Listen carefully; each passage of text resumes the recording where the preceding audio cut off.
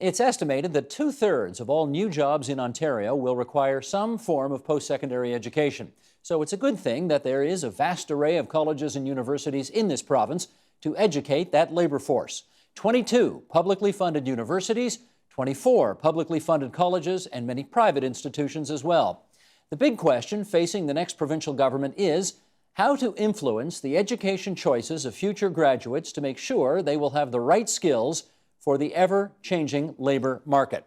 And to that end, let's welcome in Saskatoon, Saskatchewan, Ken Coates. He's a Canada Research Chair in Regional Innovation at the Johnson Shoyama Graduate School of Public Policy at the University of Saskatchewan. He's also the co-author of a new book called What to Consider If You Are Considering University. And Ken, we're glad to have you on the line from Western Canada. Let me just, as I welcome you to the program, make a full disclosure here.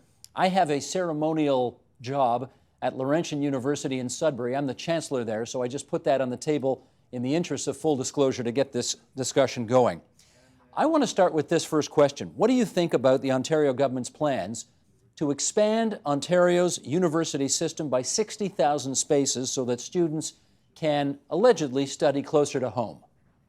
I'm actually very worried about that. I think 60,000 students is a huge amount. It's basically 3 times the size of the University of Waterloo, where I worked for 6 years.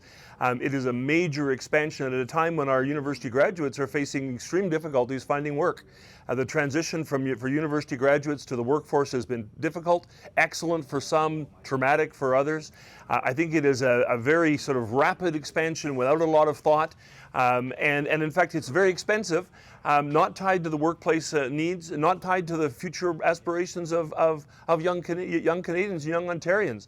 So I'm very worried about it, and also don't like very much the fact that it's been put out almost as an urban competition, where the province of Ontario basically said, we're going to build 3 of these new institutions, we're going to expand existing institutions. Now you communities get together and tell us where we think you should be. This is not the way to plan a post-secondary system. Well, having said that, you just referenced the fact you used to be at the University of Waterloo, and did you not oversee such an expansion when you were at the University of Waterloo when they put up a campus in Stratford?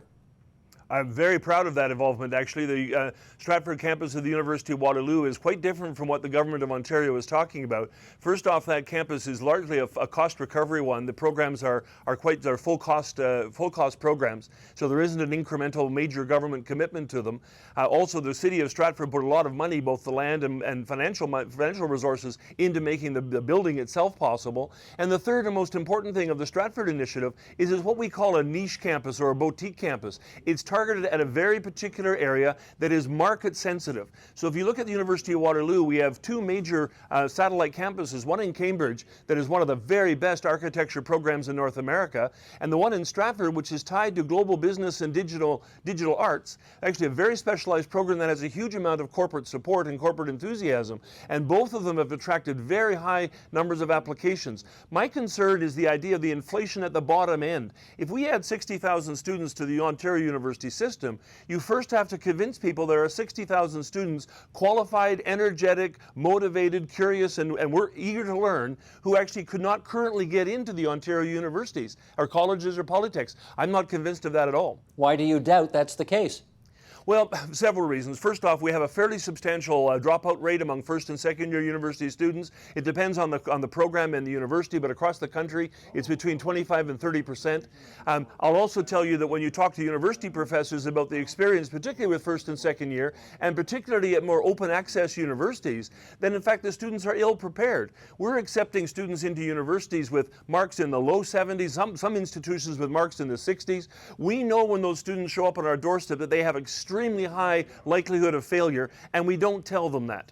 If we want to tell somebody, if you got a 68% average in high school and you insist on going to university and you know you have a really good chance of failing, then I think it's actually quite, fair enough if you know your chance and the consequences. But in fact, universities say, oh, please come along, we're going to give you a chance to learn and educate. We don't tell them the challenge that is there. And I'll tell you, across Canada, not just in Ontario, the undergraduate experience is getting worse and worse. You have larger classes taught by largely sessional faculty members. You have professors professors being frustrated with the fact that the students aren't curious or motivated or want to read. We have a wonderful group, a band of, I don't know, 25, 30% at the top who are as good a university student as we've ever had, any time in Canada's history. But we keep letting in more and more students without making sure they're ready and able to compete, ready and able to perform at the level that a university demands. And so we're doing one of two things. We're bringing them in and having them fail out. The second thing is we're letting them stay there for 4 or 5 or 6 years, and they finally graduate without the kind of skills and without the ambition and without the drive that we expect a university graduate to have. Okay, let me ask you about the predecessor to the current Premier of Ontario, Dalton McGuinty. Dalton McGuinty, who was Premier for about 9 years, used to tell people that under his leadership, the Ontario post-secondary system had its largest investment increase, its most significant build in 40 years, since the years of John Robarts in the 1960s. And he thought that was a terrific thing. You're not so sure. How come? Well, I'm not so sure, because first off, Premier McGuinty's idea was based on what I describe as the innovation equation, and it's really quite simple. The idea was to build a next economy, to build the so-called knowledge economy, what you have to do is have 3 things. You have to have an expansion of the post-secondary system, expansion of basic research, and commercialization activity. We've expanded our university college system to the point where it's one of the largest in the world. We've expanded and supported basic research, so it's one of the 2 or 3 best funded, government funded research systems in the world. We've expanded our commercialization activity. So what do we get for that? We're supposed to get jobs, new businesses, and prosperity. If that model worked, Ontario would right now have a raging economy with a very vast innovation-based sort of expansion, with all sorts of new companies starting up and new startups and new ventures going forth. It hasn't worked. And it hasn't worked because we've taken a shotgun approach to the expansion of university systems. Rather than targeting where we want to grow and putting it into the areas of great either workforce need or innovation need, we've basically said, we're going to create a university system that's a huge buffet table with a lot of universities, a lot of colleges, a lot of polytechs, and we're going to let students go and sample wherever they want to go. And that's too imprecise to compete in a global economy. We need to be far more focused. We do not need to sort of basically be preoccupied with access. At the end of the day, the Ontario government's major concern was access, getting as many students into the classroom as quickly as they could and keeping them as long as they could. And the primary objective, I think, was actually as political as much as it was economic. You know, parents want their kids to go to university. Overwhelmingly, they pick universities over polytechs or community colleges. Polytechs, including the ones in Ontario, are brilliant. They're doing extremely well. Sheraton, Conestoga, Seneca, George Brown, these are fantastic institutions. We don't hear the government talking about them anywhere near as much of universities. And the reason is because parents have preoccupied with getting their kids into white-collar, middle-class jobs, not interested in kids working with their hands, not supportive of the trades as they should be. So we're actually creating a wonderful post-secondary system for the economy of the 1980s and 1990s, and not for the one of the 21st century. Well, that may explain why a new process is underway at colleges and universities all over the country, something called the Program Prioritization process. Tell us what that is.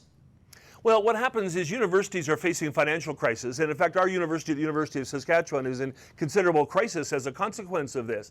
And basically what's happening is the funding model for universities has put universities in danger. We're having to cut back and reallocate. And what universities are doing, University of Guelph went through this with considerable controversy, is basically saying we cannot keep doing what we've been doing in the past. We have to be more responsive to the economy, more responsive to employers' needs and to opportunities. And so what they've been doing is looking around saying, okay, in order to do something new, we have to stop doing something old.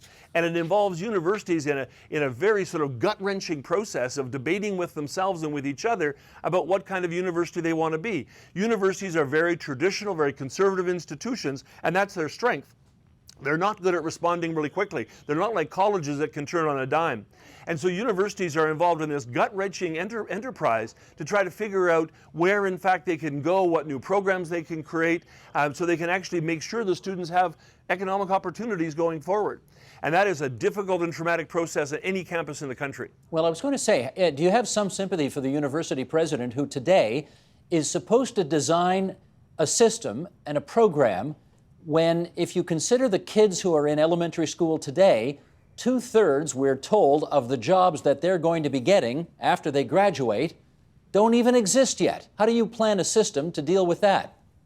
Well, you have to plan a system that's extremely flexible, number one. You have to have an education system that means that from elementary school all on, students are being educated in the transitions that are going on in the workforce. You can't wait until they graduate from university and say, now go find a job. You have to get them thinking about it all the way along. Thirdly, you have to make sure that you build in that flexibility and job orientation into individual programs. There's a reason the University of Waterloo is so successful. Its co-op education system makes sure that students are constantly engaged with the workforce, thinking about it. Even if you're not in the co-op program, the whole campus is always talking about jobs and opportunities sort of down the line. So you have to actually build that into sort of the mentality of the institutions from the starting point. The other part that's really interesting is, people who say with confidence what the job market of the 21st century looks like, I think are fooling themselves. We don't know what's going to happen. One of the things we do know increasingly is that mass digitization is going to have a traumatic effect on the workforce going forward. In the past, we've seen the changes come in factories, we've seen them come in manufacturing processes, we're seeing them come in agriculture and mining and forestry. We've lost hundreds of thousands of jobs. What's happening now is we're starting to see that creep over into the professions, into accounting, into law, even into medicine. And medicine, I think, will accelerate very quickly. So when we start talking about the 21st century, we should actually have our eyes wide open. We should be talking about the 21st century job market, the economic opportunities on a regular, ongoing basis. And we should make sure students are part of that conversation. Right now, students think, I've been told that if I go to university and get a degree, I'm going to get a job. The whole mentality and mantra around the knowledge economy, the so-called knowledge economy, said, it doesn't matter what degree you have, get a degree. People will hire you. That's not the economy of 2014. I guarantee you it's not going to be the economy of 2025. Well, let me follow up with this. It seems that more and more students are not going to either college or university. They're going to college and university, or university and college. And I wonder how quickly both of those systems are adapting to what appears to be an increasing need to have the credits from one system recognized by the other system. Is that happening? Well, that's really a fascinating question and a really important one. When I was the Dean of Arts at the University of Waterloo, 15% of our graduating class went on immediately on to a community college to get a career-ready credential. And many of them did this happily. They had a wonderful degree in German studies, they had a wonderful degree in philosophy, but now they wanted to get a more specific job, and so they went back, got a diploma as a respiratory technologist. And that's a fine match. It's an education and a training, it works together. As a system, it's incredibly inefficient. So basically, the more common model is 4 years or 5 years of an undergraduate degree, 2 or 3 years trying to find a career job, out of frustration going back to a college, and basically at 30 finally finishing your studies, but being disappointed in how long it took you to get there and the frustrations involved with sort of achieving those goals. We do need a much more fluid mechanism between colleges and universities. In my mind, there's a built-in hierarchy here, where you get a university degree and then you get a college for training, or you get a college diploma and then maybe you ladder it into a university program. The best systems that are working, we've got some great models here, and Humber College is very good at this. York and Seneca have been working on this. You look at Nipissing and Candler College in the North Bay, where you actually take these college programs and university programs and actually weave them together. Why not have a 4-year program where you get a diploma and a degree, or a 5-year program where you get a degree and a diploma, but then rather than taking them sequentially, you take them at the same time. There are opportunities to create brand new applied degrees. We call them polytechs. The polytechs in Ontario are terrific. The polytechs across Canada are some of the very, very best in the world. And how often have you heard politicians talk about polytechs with the same level of adoration and enthusiasm as they do about the university system? The polytechs offer full 4-year degree programs. They are academically rich. They are professionally intense. They are technically sound. They're wonderful programs. So the polytechs are already doing what the college and university system should start to do together. Fortunately, Ontario has some small moves in this direction. The idea of facilitating credit transfer is a wonderful one in theory. In practice, my heavens, can you ever watch the barriers go up and the silos get entrenched? Let me ask you about something that everybody in principle loves the idea of, but they may not understand the consequences of. Tuition freeze. You in favor or against? I'm very strongly opposed to the idea of free tuition. I'm actually opposed to the idea of even a freeze on tuition fees. Low tuition fees are one of the single biggest tax subsidies for the wealthy in Canada. I'll use a really simple example from my own family. My daughter does ballet. It costs me $3,500 a year. She loves ballet and does an awful lot of it. I get a $500 physical education tax credit from the government of Canada for that. When my daughter goes to university, the net cost to me will be $0. By the time I get all the tax credits that come to me as a parent of my daughter going to university, the net cost will be zero. Why are the taxpayers of Canada being asked to subsidize my daughter's education? So I'm perfectly comfortable with the idea that if you're going to have tax breaks, let the tuition fees rise. We have a crisis in Ontario and a crisis in Canada of an insufficient amount of money going to people of working class and lower class backgrounds, people who have low income from low income families. They are bankrupting themselves to let their kids go to university. And in fact, we have an underrepresentation of people from lower income brackets in the university system. So if we've got extra money to spend, please do not do that ridiculous tax waiver that the Ontario government put in the last election, which was a naked sort of vote-getting sort of ploy. That's the worst possible kind of public policy initiative you can imagine. Figure out a way to put more money in the hands of the people from lower income brackets so that their students can participate equally. Higher income people more likely to go to university, way more likely to graduate, way more likely to go into careers that pay good incomes. They already have all the advantages. Why tackle a low tuition fee policy on top of it, which actually makes it even easier for them? Doesn't make any sense. Well, how about this? The government of Ontario prides itself in the fact that very few Ontario students pay what they call the sticker price of university, that there are so many bursaries and so many loans and grants that are available that low-income people are not inhibited from attending post-secondary education. Is that true? No, it isn't actually. I mean, on the one hand it is, so let's be clear about this. If you add up all of the tax incentives, all the bursaries, all the scholarships and what have you, then in fact you actually get pretty close to a net zero cost for students going to university. There are a lot of support mechanisms out there. That only addresses the tuition side. So if you're from a working class family and you're making $30,000 a year and you live in Owen Sound and you want your child to go to Wilfrid Laurier University, the tuition fee is only part of the cost, and in fact it's a smaller part of the cost. The living expenses of residence and food and all that kind of stuff, books and recreational activities are much higher. So the people who are well-to-do can handle that easily. The people who are of lower income brackets have real difficulty with it. So we're doing fine on the tuition side. And in fact, but I don't understand why we think underwriting the educational costs, which are a great personal advantage for the people from high incomes, somehow ends up being a sort of a really positive public policy. It is a very positive political policy. Parents all across Canada are preoccupied with access to post-secondary education. We've increasingly seen it as being an extension of the high school system, an absolute right that everybody gets to go. As a consequence, people don't put enough thought into where they go, what they study. The students aren't putting enough energy into their studies in general. So we're not getting the kind of educational and professional results we expect and we want.